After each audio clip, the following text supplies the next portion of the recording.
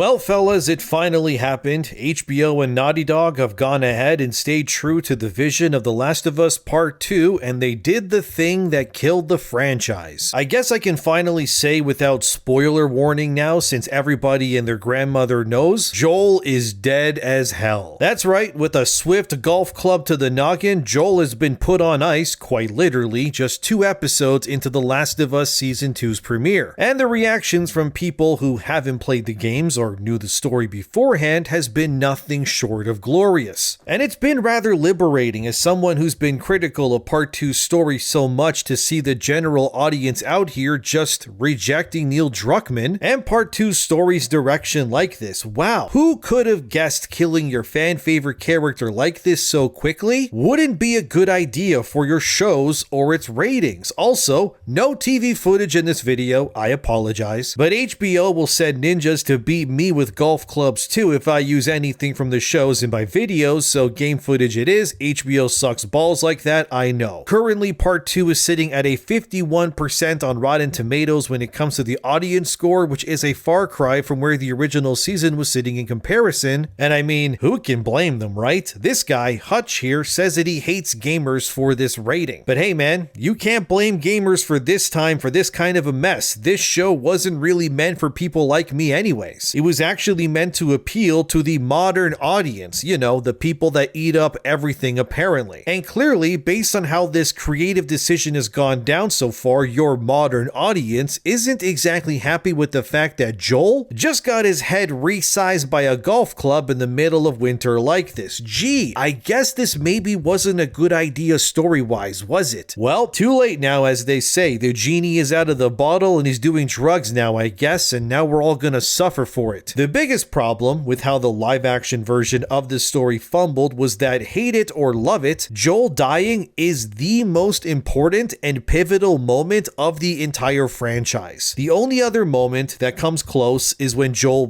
murders the Fireflies in the first game at the end. And if you ask me, when it came to Part 1's ending with Joel promoting everyone who worked at the Fireflies to being dead by shooting them with bullets, I found that the show also downplayed that moment as well. They just went by it too quickly. They didn't lean into how severe and important that moment really was. Honestly, I found the entire first season of The Last of Us 2, it kind of all just skirted by that entire story far too quickly, if I'm being honest. There just wasn't enough time, in my opinion, to really see Joel and Ellie connect in that first season to like what I would want, I guess, especially when they spend an entire episode on those two guys kissing instead of, the plot of the game that matters. But whereas the first season ran by everything so quickly, the second season has now decided to pull the rug from underneath everybody, and it's for the worse in every way. The simple reason is that the best actor, acting-wise anyway, on the show was Pedro Pascal by far. While I wasn't really crazy with him playing Joel myself, credit where it's due, he was still giving the performance all that he had. Ellie in this is just,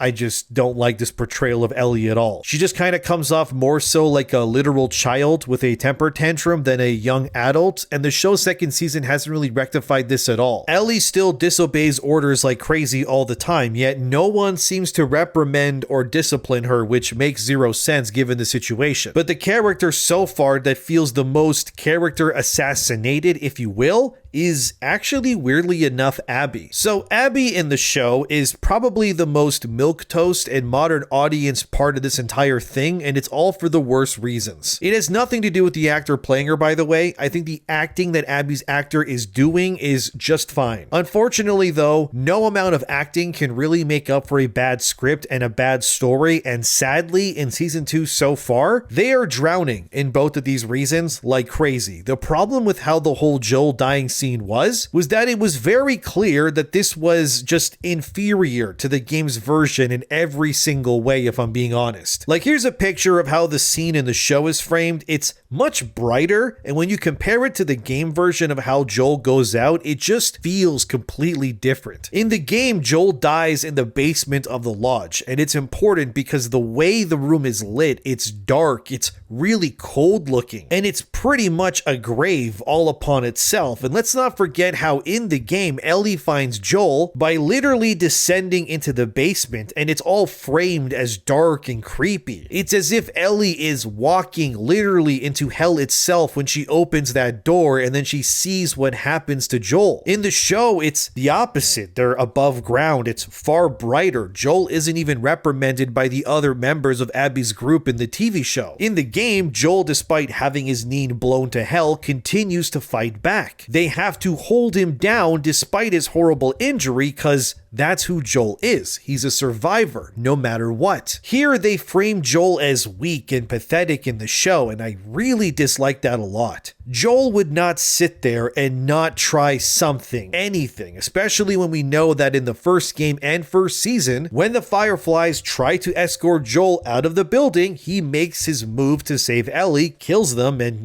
does what he needs to do. This live action version doesn't understand Joel, it seems. He feels, dare I say, emasculated, which yet again doesn't surprise me considering that Pedro Pascal is playing yet another emasculated male character in another project again. But like I said, the least bit of confidence here is clearly in Abby herself. In the game, when Abby and her team arrive to find Joel, you as the player don't necessarily know why they're there for Joel. Why do these people want to kill him? Sure, your mind might go to the Fireflies and think, well, it's the original ending, right? But the ambiguity of the game's opening frames it in a way that these people hunting Joel could be anyone from Joel's past. And it's that confusion of not necessarily knowing who these people are in the opening of part 2 that adds to the tension and the rage that the player will undoubtedly feel when Joel is murdered. Why are they doing this? How did Joel wrong this Abby person? He's never fully told why she's doing what she's doing to him in that opening. Here, let's watch the actual scene from the game right now, and if you can see how this pain and confusion and everything just plays out there. So here, watch.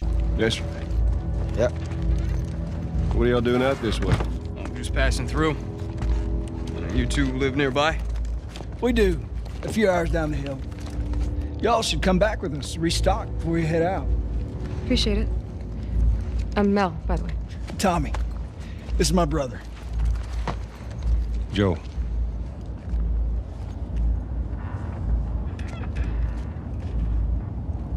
Y'all act like you heard of us or something. Because they have.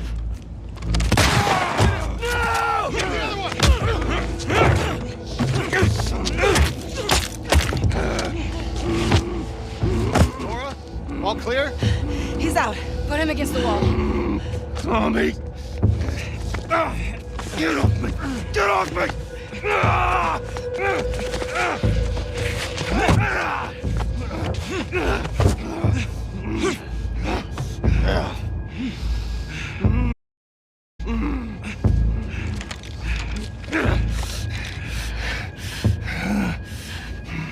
Joel Miller.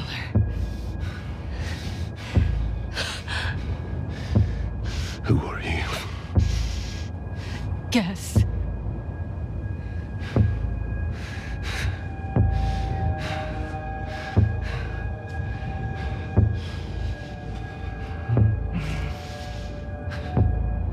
Why don't you say whatever speech you got rehearsed? Get this over with.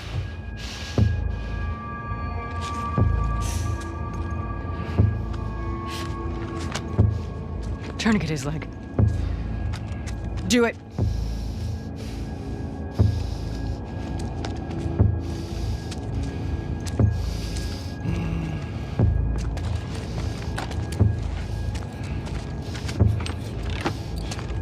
Don't you God! Damn it!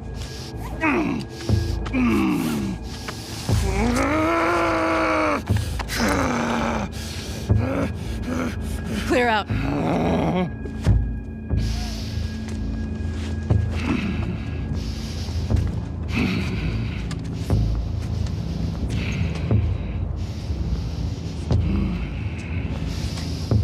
You stupid old man. You don't get to rush this. As you saw, Abby makes zero mention as to why she's hunting Joel, why she's there, or anything like that really. Even when Abby tells Joel to guess who they are, he has no answer that really comes to his mind. You might think that's because Joel doesn't care, because he's really hurting right now with the whole knee being blown up thing. But I think it's Joel not being able to think of any one specific group because he's done so much damage and caused so much death in the past 20 years that he's been operating during this apocalypse, that to narrow down any one group that he wronged for whatever reason isn't something that he's able to think of. These people, they could be fireflies to him, or maybe they're smugglers, they're someone's kids, whoever, it doesn't really matter. Because Joel has done so much that we don't know about that it could be anyone, and that's the point, that it adds to the confusion, the ambiguity of the scene. You don't actually find out who Abby technically is until much later on in the game when you start getting flashbacks that show that her dad was the surgeon who was going to work on Ellie, but this was smart, I gotta say, of the writers of the game, because revealing too much too early would rob the scene and the central point of the game of its most impactful moment. Joel dying was the gut punch. If they revealed who Abby was in that moment in the game, it would severely soften the blow, or even justify why this was happening in the first place, which would, in my opinion, rob the story and the game's pacing of a real tangible reason for why you, the player, wanted to keep playing this game. But what the writers of the show did was exactly the wrong move, which was what they did one of the most basic storytelling sins that there is, which is that they didn't show, they told you, which is why this was happening from the get-go, and that was wrong of them. Therefore, you're robbed of the confusion, of the rage and sadness that was amplified by Joel dying. Because again, in the game, when you see Ellie trying to break free as Joel is just being beaten like crazy, you still don't know why this is happening at all with any context. It feels like a targeted yet somewhat random attack. You're not given anything, and we know that the thing people fear most is something that they don't understand. The fear of the unknown is the great equalizer amongst humans, and it's that unknowable uncertainty that paralyzes people every single day when it comes to how they make the decisions that they do in their lives. But the writers of the show here were very clearly scared of audiences abandoning the show outright following Joel's death. So they wanted to ensure that you watching knew why Abby was doing what she was doing. But it just proves that the writers, and Neil Druckmann by association, didn't have the faith in the writing of the game's story to hold itself up in live action like this. Maybe they justify it because in the game you immediately can keep playing to, find out what happens next, but in the show you have to wait a week between episodes. Regardless, it still felt cheap and, in my opinion, unearned. It would be like if someone dies in Game of Thrones, right? And then you're immediately told point blank why it's happening to the camera. A good example, I guess spoilers for early Game of Thrones season 1, but remember when Ned Stark gets beheaded and he, mentions how he knows about Jon Snow's family lineage but doesn't actually tell him about it? If that scene in Revelation about Jon's family was in the hands of the Last of Us season 2 writers, they would have spilled all of that lore immediately in that first season for context as to why Ned was dying. But if you ask me, it's more powerful to not know the answers right away and wait until the right time to give those answers, even if they are years later in Game of Thrones case. It just feels like in season 2 here of Last of Us that the writers had zero confidence in their story or writing by doing how they did it. Killing Joel and having Abby monologue saying, yeah, I'm killing you, but it's cause I'm the daughter of the surgeon you killed in the first season, it just feels cheap and lazy to me. It would be like if when Darth Vader strikes Obi-Wan down in A New Hope and then, Luke yells no in agony, and then Vader instead just turns around and goes, wait, it's okay, Luke, you see, I'm your father, to soften what just happened. We have a lot of history, me and Obi-Wan. That's why this is happening right now. That would be really stupid, but obviously they wait until much later, until Vader goes into the next movie and then says, by the way, I'm your father, which is obviously far more potent, as we all know. Even IGN agrees with this too. They gave the episode where Joel dies a 6 out of 10. And while sure, the added on zombie invasion was cool in the episode, the actual crux of this, which was Joel dying, was yes, absolutely wasted 100%. 100%, and done far worse than the games did, and there's really no denying that, as IGN says here in their review of the episode about how they treated Joel's death. It's therefore disappointing that for most parts of Season 2 of The Last of Us' second episode, it feels like an afterthought, a sideshow to an explosive, albeit exciting battle sequence. Neither halves of this story are executed poorly, far from it, with both thrilling visual style and character-led substance. They just don't fuse together into a satisfying whole, and I agree. Joel's death should have been the main point of the episode, but like IGN says, it kinda just felt like an afterthought of anything. IGN also says that Joel's way of dying in the show is worse, since in the show, Abby sticks the broken club into Joel's neck. But in the game, the final blow that actually kills Joel is exasperated by the high-pitched ping of Abby cracking Joel's skull with a golf club as Ellie screams in agony. Basically, when it comes to the single most important moment of Part 2, HBO, Craig Mazin, Neil Druckmann, and everyone else that's involved with Season 2 here pretty much, if you ask me, they fumbled the bag immensely with how they went about Joel's death here. Also, kudos to Caitlin Dever, that's the actor who plays Abby, whose own mother in real life passed away from breast cancer a mere week or so before she started filming The Last of Us Season 2. So when she's angry and sad in this scene, I have no doubt that it's fueled by her hatred of cancer and how it took her mom's life, in real life. So again, no shade at Abby's actor. She did a great job. I just wish the actual writers weren't so terrified of losing their viewers like this by doing what they did to Joel, but I still do think over-explaining why Abby did this was a terrible idea. Because not knowing in the beginning of the second game is why it's so effective. We know when the first game begins, it's been something like 20 years since the infection took over everything. So there's a lot of story that could be told between when the collapse happened and when Part 1 begins when it comes to Joel. When you start the first game, even the other smugglers in the beginning, they talk about how Joel is to some degree a living legend that lives amongst them. That he's a no-nonsense badass. You don't cross Joel when it comes to screwing someone over for a payday. We know this because very early on in the first game too, we see Joel and Tess are seen hunting people down in broad daylight for screwing them over. So for Joel to be as defeated as he is in Season 2's opening, it's sad and pathetic, but also on brand too, unfortunately. But it's still Abby, like I said, that's the other big problem, mostly because you could immediately tell the showrunners and writers were terrified by the ramifications of specifically killing Pedro Pascal in their show so quickly. You can't tell the audience everything like this, because you're not only robbing them of emotion, but you're proving that the story that you're telling isn't good enough to stand on its own unless you treat the viewers like toddlers. Although I do like to change at least that when Joel dies in the show, the last time he sees Jackson, his home, that it's on fire, and that Joel dies not knowing if his brother Tommy, or really anyone that he cares about over there, is safe or not. But this does play into Joel's character when you think about it, because from the very beginning of the first game, it's made abundantly clear that Joel is always too late to save those around him. He loses his real daughter in the beginning of the first game because he's too late to realize the gravity of the situation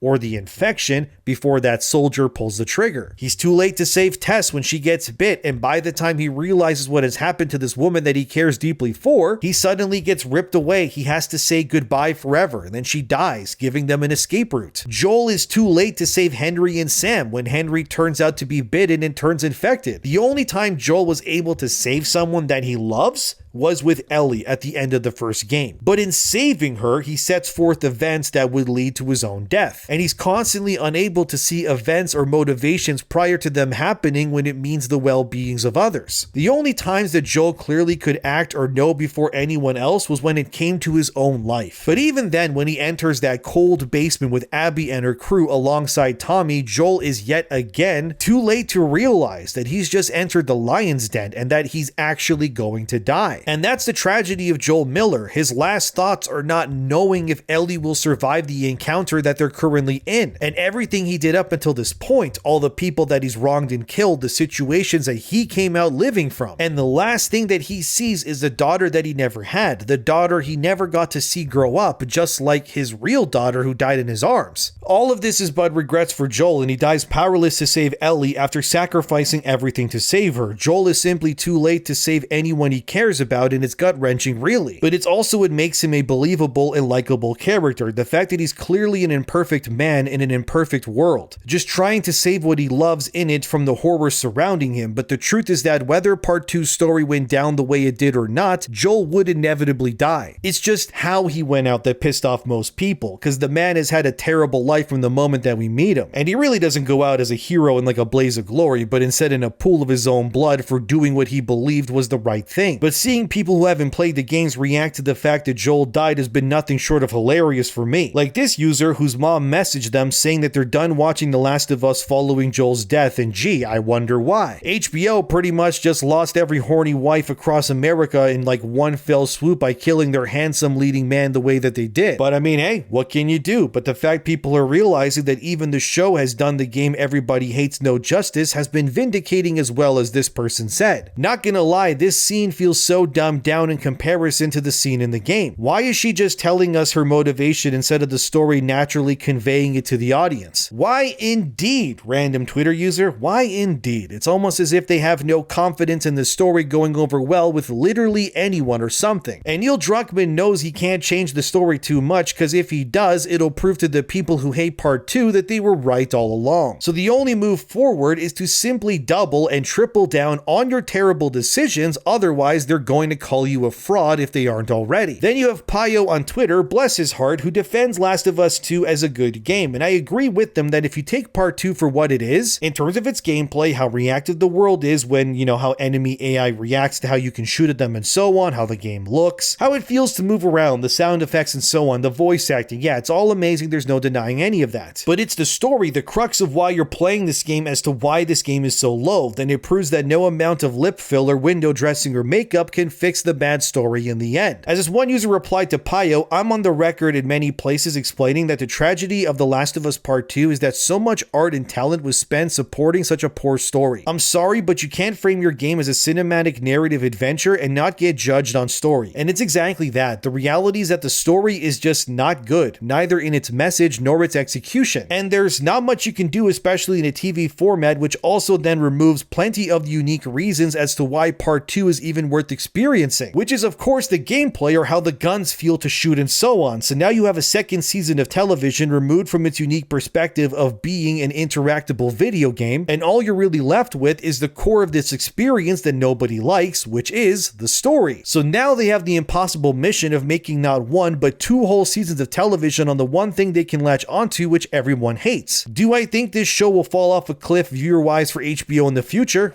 It's too early to tell yet, but we will have a better picture with the next episode and definitely the one after that. It did set the record though via Screen Rant. The Last of Us Season 2 Episode 2 sets all-time IMDb record for the HBO show following major event. The show currently has a 9.5 rating out of 10 on the International Movie Database. For this episode specifically, it's the highest rated episode of the series so far. What I have noticed, however, is that so far HBO is very hush-hush when it comes to how many people watch the second episode. We know that based on this from Variety that the second season premiere saw a 13% increase in viewership compared to season 1's opener. But so far, there's no data to signify this episode is done better or not anywhere I could find anyways. But this now brings up another question, which is now that the show has lost its biggest star for the most part, sure, Pedro Pascal will show up in some flashbacks later on in the season like Joel does in the game too, but for the most part now the show will just follow Ellie, Dina, and eventually Abby too. And my question now is, with the fact that this is obviously a show and not a game, is the star power of Bella Ramsey as Ellie or Caitlin Dever as Abby going to be enough to keep people wanting to tune in every week for not 1 but 2 whole seasons of television? Especially considering, without spoiling the story for anyone who doesn't know, but the way this game ends isn't exactly something that has pleased fans either. And I wonder if besides Joel dying, if they'll change how the story ends too or not, because if they keep it how it is, I think HBO is going to make people cancel their subscriptions in response, if I'm being honest with you guys, because the ending of Part 2 was bad, like really bad, but I won't spoil that here, so don't worry. But the whole revenge is bad story is just stupid if you ask me, but here's what one user said in response to Last of Us 2's season's message. The thing that Neil Druckmann never understood is that humans are biased, and his crappy writing wasn't going to overwrite that for most people. If you spend an entire game season with specific protagonists, you are going to choose them over who comes next. Abby's dad got killed. Buddy got killed by the last game's protagonist, so who cares about her dad? You only spend half a game with Abby while you spend a game and a half with Joel and Ellie. You're missing the point. Revenge is bad on both sides, and the prevailing response is, I don't care. I also think the people who side with Abby have interesting views on the familial unit, but that's besides the point. Unless you're a certain type of person, you're going to want Abby dead, regardless if that's not the point of the story or not. And what this user said here is interesting to me, because whether you agree or disagree with them, the facts still remain. They were right that regardless if Abby was justified in her revenge, the point of the matter is that fans will side with Joel and Ellie over her no matter what, because they know those characters better and longer than Abby. It's like if you had Spider-Man getting murdered by some guy and then the story tried to make you sympathize with a guy who kills literally Spider-Man of all people. You're not really going to care what his justifications were for killing Spider-Man, because he killed freaking Spider-Man, you know? What Last of Us did here is just that. It's like killing Batman in his own movie, or killing Luke Skywalker and then replacing him with an inferior female version where you end up with half the box office of the next movie. Oh wait, that happened, didn't it? Well, funny how that works, huh? Look, you can try to say the revenge is bad, but I don't agree with any of that. Revenge is actually awesome. There's nothing sweeter than getting revenge on someone who screwed you over. The only people who think revenge is bad are people who are terrified of being on the receiving end of someone wanting their revenge. There's no scenario where revenge is not morally the right choice. If someone ends your whole family and the story suddenly goes, but that person doesn't mean you need to end his family, it's just stupid and cope. That just means that evil wins when you don't take action. Look at how I and others fought for video games for so long over the whole Gamergate thing. If I and other content creators didn't fight back, exposing things and showing the public how all of these games and such hated their players and kept ruining the franchises, it would just keep happening. But we instead got our vengeance, and I'll tell you guys, I feel better because of it. There's no way you can tell me that destroying weirdo ideology in games or movies or TV is not a good thing, and the people who will justify what I did was wrong by exposing this nonsense are just the very same kinds of people who are benefiting from the existence of those grifts within those companies by pushing slop like DEI and more. The point is that revenge is not bad, neither is vengeance. Humans have been fighting since forever. Well before any of us were alive, other nations would be invading others literally all of the time. When the Persians invaded Greece and the Greeks fought back and won, was that not morally right of them to do so? If the alternatives would be that Greece would be placed under the rule of an enemy nation, no, of course not. The only people who would think it would be morally right to invade somewhere and not retaliate are the very people who would benefit directly from that invasion. Don't think stupid. Imagine if someone just shot your mom or dad, then you find out, well, your mom or dad cut them off for traffic, or God forbid they hurt that person before in the past. Regardless of why they did it, the end result is that they took someone that you care about from you. Would it not be more morally just to let that person go and then forgive them, knowing that they just took someone that you cared about? Oh, what's that? So that's the cycle of violence that we're talking about? Where does it end? The answer is that it never ends no matter what you do. Maybe it's because I got Slavic blood in me, but if I am wronged by someone, I will do everything in my power to get my vengeance on them no matter what. Because this whole notion of let's hold hands, put our differences aside, and sing Kumbaya together is stupid. If you get wronged, you get revenge. It's simple as that. You shouldn't let evil people get away with things that are done with you because they make you feel bad about it. And in Last of Us's cases, what Joel did for Ellie was morally justified in my opinion. Killing those fireflies and ending Marlene specifically was morally right to do so. They failed already in making a cure. So what? Joel's just gonna let them kill another immune kid again for no reason? I think one of the most believable decisions I think I've ever seen someone make in a video game is what Joel does at the end of that first game when he says to Marlene when she pleads for her life to let her go, and Joel goes, "You'll just come after her." Like, yeah, dude, exactly that. Any justification or reasoning is heightened tenfold by the fact that these people are also in a literal apocalypse scenario too. There's no laws, no jury or anything like that. It's kill or be killed. That's all that matters. And if someone say, hey, we gotta kill your mom for her organs or something else, sorry, no can do. Now you all are going to go to the next life together while I separate your brains from your heads with small pieces of metal that will now be shot at you at terminal velocity from this little handy gun I got here instead. Because here's the thing, a lot of people need to understand, alright? And it may sound cold to some, but it's gotta be said. No one in this world owes you anything, and neither do you. I'm not saying don't be kind to people, but you don't need to sacrifice everything you are to appease other people. There's only one rule to anything in this universe, which is the law of equal exchange. Whatever you give must be taken from somewhere else, and whatever you receive was taken from someone else. It's just like life and death. It's the great equalizer. The point is that if someone tries to convince you to bend down, to castrate your beliefs to serve theirs, all they've done is convince you to waste everything you are to live their way of life or their beliefs up instead. I'm not about that way at all. I wouldn't compromise my morals or reasonings because someone tells me it might hurt someone else's feelings. I knew advocating for stuff like Gamergate would lead to a lot of fire and chaos, but I knew it was necessary to change things for the better. And most of the time, to make things better, they need to become worse first. And anyone who tries to say that isn't the case, they're the ones who benefit from the thing that you're trying to change 9 times out of 10 anyways. Look, I don't want to make this video into a therapy session, it's long enough, but the moral of the video is that Joel was right and the fans were right that the story will not go over well with these non-gaming fans who are now experiencing The Last of Us for the first time, and it's very obvious obvious from the multitude of reviews online that I could read all day here, from the range of 0 out of 5 stars or 1 out of 5 stars. They all say the same thing, that this decision to kill Joel ruins The Last of Us completely. There's a reason why, as far as we know, there's no third game in development, because they pretty much wrote themselves into a corner here with how this game plays out, and it's obvious that the modern audience has resoundingly rejected this decision on all fronts. And it's vindicating to see that no matter how the story is told, people will reject it no matter what, because they know that deep in their hearts that the stupid life lesson of revenge is bad is only something morally bankrupt dummies want you to believe. And the fact they overtold with Abby proves that they don't really have the confidence in the story at all, and if they did, they would have kept it ambiguous. But HBO screwed around and found out, and now history is repeating itself yet again. Guess you really shouldn't have killed Joel, huh, Neil Druckmann? Whoopsie indeed. But thank you for watching. What do you think about all of this? Let me know in the comments. Subscribe, take care of yourselves, and oh yeah, Joel was right and always will be.